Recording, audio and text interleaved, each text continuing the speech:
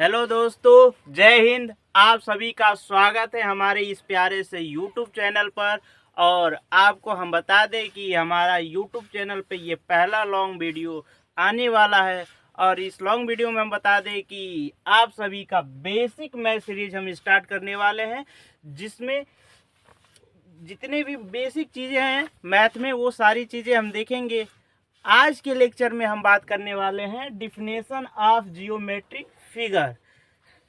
Geometric के कुछ basic figure जो हैं उनके डिफिनेशन के बारे में हम पढ़ेंगे। जैसा कि बात करें, जितनी भी जियोमेट्रिक में संरचनाएं बनती हैं वो सभी संरचनाएं बिंदु से मिलके बनती हैं। यदि आपसे बिंदु का परिभाषा पूछ लिया जाए तो बहुत साथी हमारे हो सकता है ना बता पाए। और आपको हम बता दें, ये क्लास जो है क्लास 6, 7, 8, 9, 10 सभी विद्यार्थियों के लिए उपयोगी होगा। तो आप इस वीडियो को लास्ट तक जरूर देखिएगा। आइए देखते हैं यहाँ पर बिंदु, जिसे इंग्लिश में हम कहते हैं पॉइंट।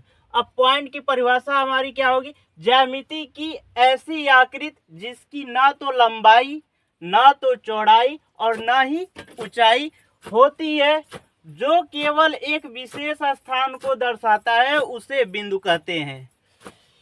बिंदु को ए से जेड तक किसी भी अक्षर से प्रदर्शित करते हैं। बिंदु को ए से जेड तक अंग्रेजी के किसी भी अक्षरों से प्रदर्शित किया जाता है। जैसे कि हमने यहाँ पे बना भी रखा है, ये हमारा एक पॉइंट है और इस पॉइंट को हमने किससे दर्शाया है? अंग्रेजी के कैपिटल लेटर ए से। बिंदु को हमेशा कैपिटल लेटर से दर्शाते हैं। ठीक, अब अगली जो आकृति हमारी हो जाएगी रेखा, जिसे इंग्लिश में हम कहते हैं लाइन। तो लाइन की परिभाषा क्या हो जाएगी? ऐसी ज्यामिति की ऐसी आकृति जिसकी लंबाई तो होती है परंतु चौड़ाई और ऊंचाई नहीं होती है, उसे रेखा कहते हैं। उसे क्या कहते हैं? रेखा कहते हैं। रेखा की दोनों दिशाओं में अनंत विस्तार होता है। रेखा की दोनों दिशाओं में अनंत विस्तार हो सकता है। अब इसके बाद हम देखेंगे रेखा के प्रकार, जिसे इंग्लिश में कहेंगे टाइप ऑफ लाइन। रेखा के प्रकार। तो रेखा कई प्रकार की होती है, लेकिन हम कुछ मुख्य रेखाओं के बारे में जानेंगे। यहाँ पर जैसे हम देखेंगे कि पहली जो हेडिंग हमारी है सीधी रेखा। तो सीधी रेखा को इंग्लिश में स्ट्रेट लाइन कहते हैं। सीधी रेखा वह रेखा होती है जो दो बिंदुओं के बीच की सबसे छोटी दूरी को दर्शाती है और बिना मोड़ के दोनों दिशाओं में फैली रहती है। सीधी लाइन जो होती है वो क्या होती है? दो बिंदुओं के बीच की सबसे छोटी दूरी को दर्शाएगी और दोनों दिशाओं और अनंत विस्तार तक फैली रहती है। यहाँ पे जैसे हम देख पाएंगे, ये हमारा बिंदु ए है और ये बिंदु हमारा बी है। तो इन दोनों बीच की जो छोटी दूरी, सीधी दूरी जो दर्शा रही है, यही हमारी हो गई सीधी रेखा। और ये क्या है? अनंत विस्तार तक, यानी बी पॉइंट से उस दिशा में भी अनंत विस्तार तक फैली रहेगी और ए पॉइंट से इस दिशा में अनंत विस्तार तक फैली रहती है। अब आ जाइए अगला रेखा जो हमारा है वक्र रेखा। वक्र रेखा क्या होता है?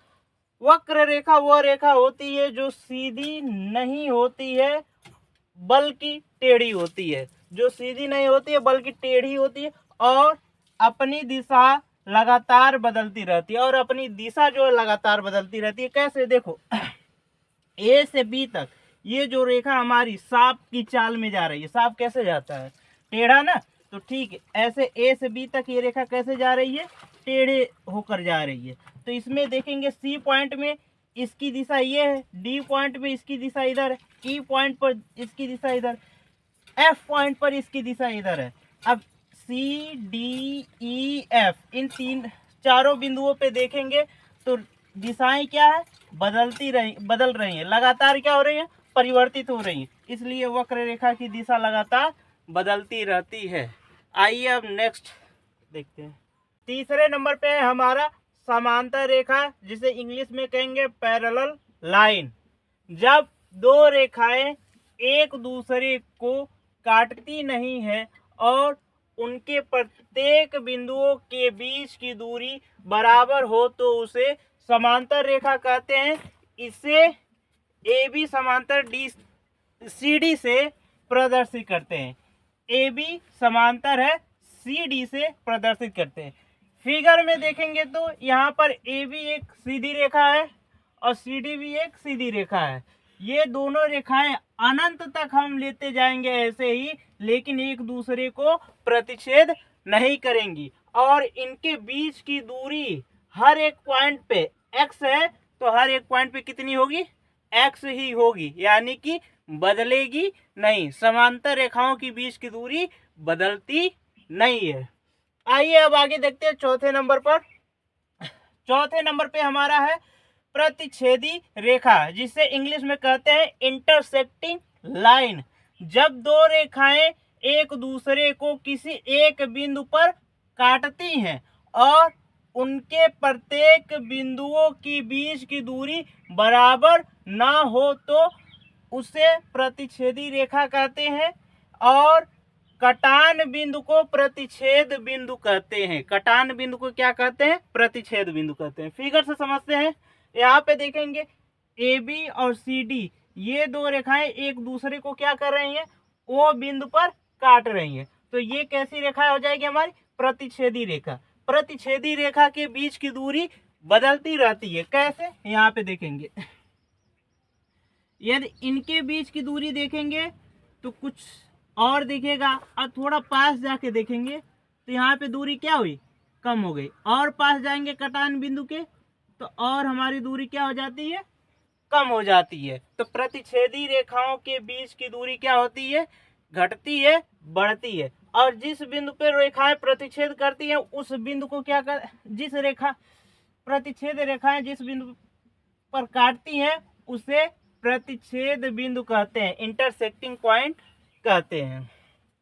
आइए पांचवा नंबर पे देखते हैं लंबवत रेखा, जिसे परपेंडिकुलर लाइन कहते हैं इंग्लिश में।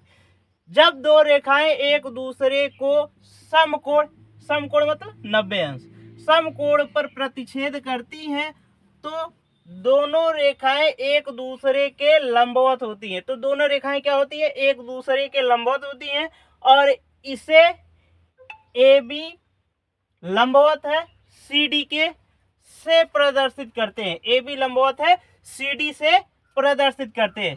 फिगर में देखेंगे ए बी और सी डी एक दूसरे को प्रतिच्छेद कर रही हैं और उनके बीच जो कोण बना है कितने अंश का है, 90 अंश का। इसलिए ये हमारी रेखा A B Rekha C D पर लंबवत होगी या C D Rekha A B पर लंबवत होगी।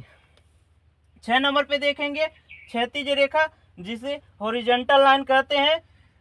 जब सीधी रेखा लेटी हुई स्थिति में होती है तो उसे क्षैतिज रेखा कहते हैं। कहने का मतलब ये क्या है, जब एक सीधी रेखा ऐसे लेटी हुई स्थिति में होती है, ठीक है, ये खड़ी हुई स्थिति हो गई और ये लेटी हुई स्थिति हो गई। जब सीधी रेखा लेटी हुई स्थिति में रहेगी तो इसे क्या कहेंगे, क्षैतिज रेखा कहेंगे। यानी कि इस फिगर में देखेंगे तो ए बी हमारी क्या हो जाएगी, क्षैतिज रेखा हो जाएगी। क्या हो जाएगी, क्षैतिज रेखा। यहीं पर जब हम 7वां देखेंगे तो हो जाता है ऊर्ध्वाधर रेखा। ऊर्ध्वाधर रेखा एकदम क्षैतिज रेखा का उल्टा हो जाएगा। जब सीधी रेखा खड़ी हुई स्थिति में होती है तो उसे ऊर्ध्वाधर रेखा कहते हैं। अब ये हमारी सीधी रेखा ये लेटी हुई स्थिति है और ये खड़ी हुई स्थिति है। तो जब सीधी रेखा खड़ी हुई स्थिति में होती है तो इसको क्या कहेंगे, ऊर्ध्वाधर रेखा। इसी फिगर की बात करेंगे तो इसमें जो सी डी रेखा है ये कौन सी रेखा हो जाएगी, ऊर्ध्वाधर रेखा हो जाएगी। क्या हो जाएगी,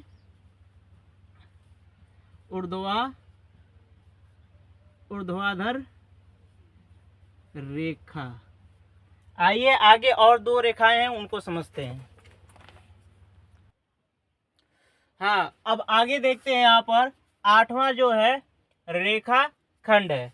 इंग्लिश में इसको कहते हैं सेगमेंट लाइन। एक सीधी रेखा की सीमित लंबाई को रेखा खंड कहते हैं, जिसकी दो निश्चित बिंदु होती है। निश्चित बिंदु मतलब दोनों बिंदुओं के बीच की दूरी हमें ज्ञात होती है तो उसे क्या कहते हैं, रेखाखंड। इसके पहले हम सीधी रेखा की डिफिनेशन देखे थे तो उसमें सीधी रेखा जो होती है अनंत तक विस्तार होती है, लेकिन रेखाखंड जो होता है एक सीधी रेखा का ही पार्ट होता है, ठीक है। और उसकी लंबाई क्या होती है, सीमित होती है, यानी कि रेखाखंड की लंबाई हमको ज्ञात होती है, ठीक है। नौवां हम देखेंगे तो नौवां हमारा है किरण, जिसको रे कहते हैं, ठीक है। किरण वह रेखा होती है जो एक निश्चित बिंदु से प्रारंभ होकर एक ही दिशा में अनंत तक फैली होती है। अब किरण को समझने के लिए हमने यहाँ पर एक टॉर्च बनाया है, ठीक है। आप सभी लोग टॉर्च देखे ही होंगे। जब हम टॉर्च को ओपन करते हैं तो उसमें से क्या होता है, प्रकाश निकलती है, ठीक है।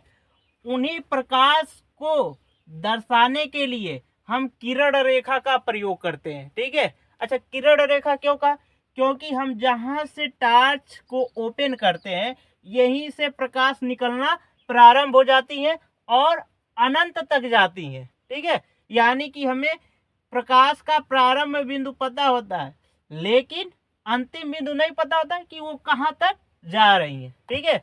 तो इसलिए हम इसको किससे दर्शाएं, किरण को। और किरण का डिफिनेशन क्या दिए, किरण वह रेखा होती है जो निश्चित बिंदु से, मतलब हमें ज्ञात बिंदु से, किस बिंदु से प्रारंभ हो रही है ये हमें पता है, कहाँ तक जा रही है ये हमें नहीं पता है। तो निश्चित बिंदु से चलना प्रारंभ होती है और एक ही दिशा में अनंत तक फैली रहती हैं।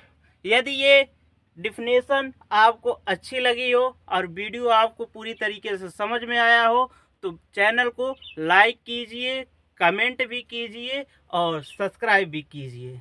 जय हिंद दोस्तों।